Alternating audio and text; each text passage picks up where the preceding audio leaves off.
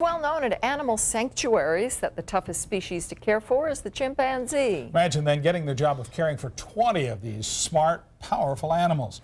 And it's not just any chimps, but former celebrities, the space chimps and their offspring, rescued from horrible lives in medical labs. In tonight's special assignment, the I-Team's George Knapp has an update on the fate of some of the space chimps, the lucky ones who got away.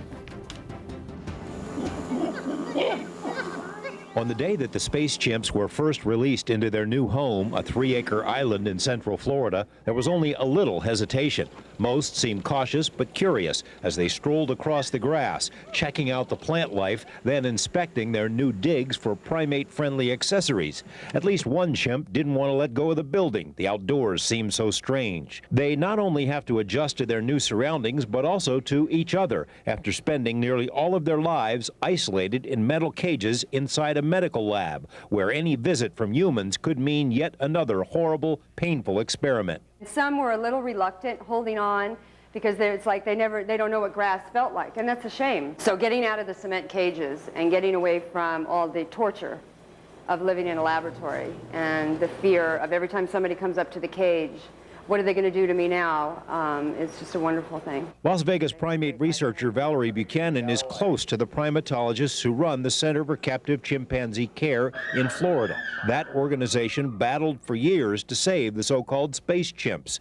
In the beginning, there were 65 baby chimpanzees taken from Africa for the space program. In captivity, that number grew to 144. And when the Air Force was finished with them, they were turned over to the infamous Colston Foundation, where they faced operations and experiments, including the injections of deadly diseases, poisons, and carcinogens, as well as frequent violations of even the most basic animal welfare standards. Many of them died cruel deaths. It took a combination of pressure from the likes of Senators Harry Reid and John Glenn, news attention generated by famed researchers like Jane Goodall, and legal actions by primate groups and the USDA to finally get the Colston Foundation to surrender some of its primates, including 21 space chimps that were shipped out to Florida.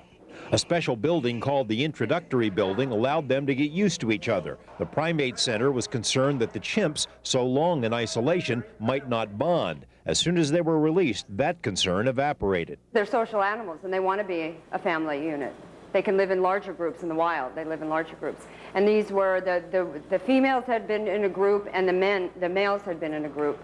So now they're all together in a group, which is pretty amazing. They had never met each other, and they're all getting on great, which is just wonderful. I mean, it's fantastic. The space chimps are now living as a single family unit. There's no breeding at the center, so that no other chimps will be born into captivity, at least not here.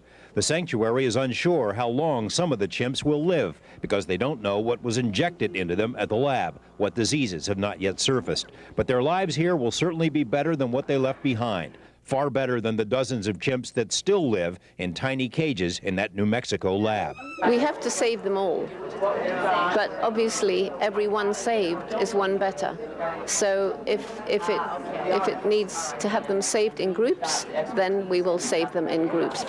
George Knapp, Channel 8 Eyewitness News.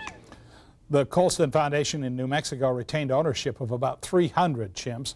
Medical experiments continue, although the USDA is keeping a close eye on the operation.